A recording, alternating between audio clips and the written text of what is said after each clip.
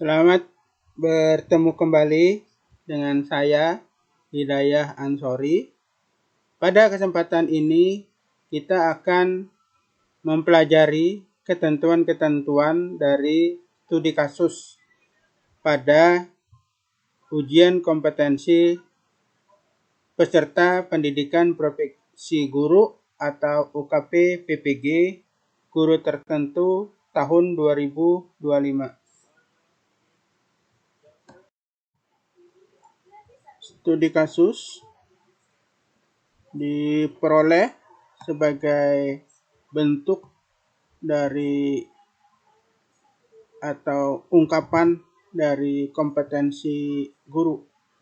Ungkapan dari kompetensi kepribadian, kompetensi sosial, kompetensi pedagogik, dan kompetensi profesional. Jadi dengan studi kasus, semua kompetensi yang dimiliki oleh guru akan diungkapkan, akan tertuang pada uraian studi kasus.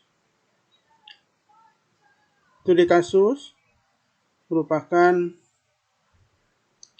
cerminan juga tugas guru sehari-hari, mulai dari membuat rencana berdasarkan tujuan pembelajaran, kemudian pelaksanaan pembelajaran, melakukan asesmen, dan merefleksikan diri, kemudian mengembangkan diri. Jadi tugas-tugas guru tersebut dilaksanakan sebagai cerminan dari kompetensi yang dimiliki oleh guru dalam mendeskripsikan, menguraikan, menyelesaikan kasus-kasus yang ada di kelas, di pembelajaran real yang dilakukan di dalam kelas. Tes dalam bentuk objektif itu terdiri dari dua, yaitu Situational Judgment Test atau SJT, dan yang kedua adalah PCK, Pedagogical Content Knowledge. SJT atau Situational Judgment Test itu adalah salah satu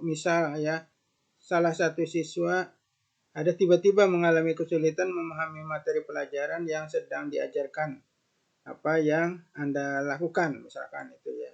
Misalkan yang pertama itu memberikan penjelasan tambahan secara individual, yang B-nya mengulang penjelasan secara keseluruhan, C memberikan tugas tambahan untuk siswa tersebut, atau yang D mengabaikan siswa tersebut dan melanjutkan pembelajaran. Yang tepat adalah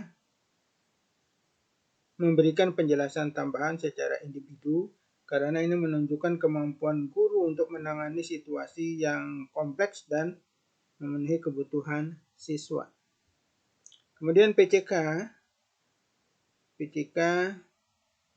itu Pedagogical Content Knowledge. Pedagogical Content Knowledge itu misalkan bagaimana cara guru menjelaskan konsep agar siswa dapat memahaminya dengan baik.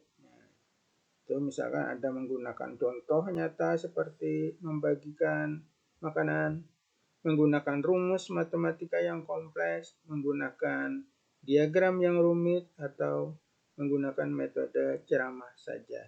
Tentunya yang diharapkan jawabannya adalah menggunakan contoh nyata seperti membagikan makanan. Studi kasus reflektif. Studi kasus reflektif masuknya adalah studi kasus yang dihasilkan dari merefleksi pembelajaran yang telah dilakukan.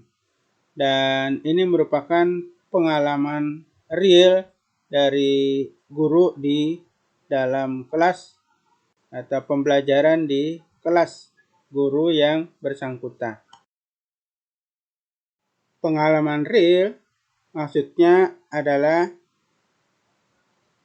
refleksi yang dilakukan berdasarkan pembelajaran, yaitu perencanaan pembelajaran, kemudian pelaksanaan pembelajaran, dan penilaian pembelajaran yang telah dilakukan.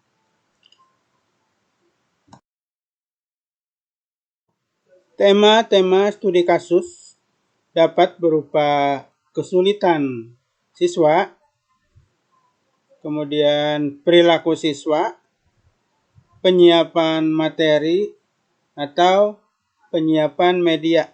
Jadi dari 4 ini bisa diangkat salah satunya sebagai tema dari studi kasus yang akan diungkapkan pada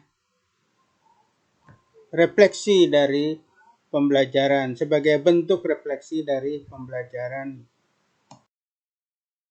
Pembelajaran dapat juga sebagai lingkungan aman dan nyaman,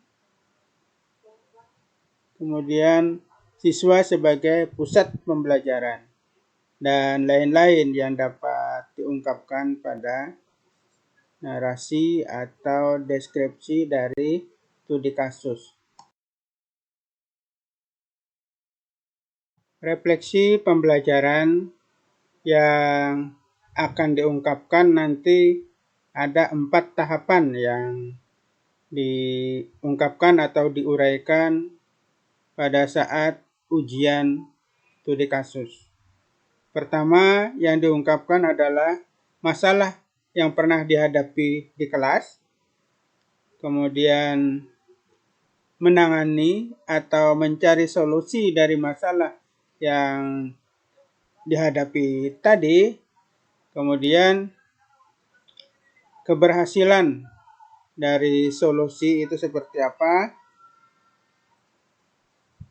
dan yang terakhir nanti adalah hikmah yang dapat diambil dari solusi yang diungkapkan berdasarkan masalah yang dihadapi. Jadi hikmah yang diambil dari kegiatan itu apa? Sehingga nanti pada studi kasus yang Anda tuliskan 4 komponen ini dengan tempat yang terpisah, 4 tempat yang terpisah. Jadi seperti teks, seperti box untuk menulis ada 4 ungkapan atau 4 tempat seperti ini. Mulai dari masalah yang pernah dihadapi, apa dulu, ungkapkan, uraikan masalah yang dihadapi, kemudian bagaimana menanganinya, keberhasilan dari solusi yang diungkapkan seperti apa, dan hikmah yang dapat diambil dari solusi yang disarankan, ya, itu.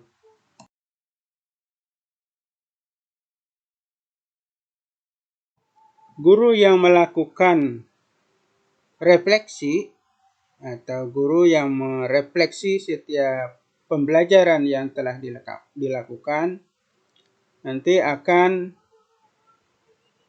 memperoleh kompetensi atau kompetensi yang diperoleh akan selalu meningkat, akan selalu mengalami perbaikan. Selanjutnya kita akan melihat ketentuan dari studi kasus reflektif. Sudah kita ketahui bahwa studi kasus dilaksanakan setelah melakukan bersamaan dengan melakukan UTBK, ujian tertulis berbasis komputer, yang sudah kita laksanakan 2 jam misalkan. Setelah jeda 1 menit, akan otomatis berpindah ke studi kasus. Soal-soal yang sudah dikerjakan sebelumnya, kita tidak bisa lagi kembali ke soal kalau sudah mengerjakan studi kasus. Studi kasus diberikan waktu 30 menit untuk menuliskan, untuk menguraikan studi kasus. Ketentuan kedua dari studi kasus reflektif ya. Ketentuan kedua itu ungkapan atau uraian dituliskan 3.000 sampai 3.500 karakter atau 300 kata. Itu ketentuan dari studi kasus ya. 3.000 karakter atau 3.500, antara 3.000 sampai 3.500 karakter atau 300 kata.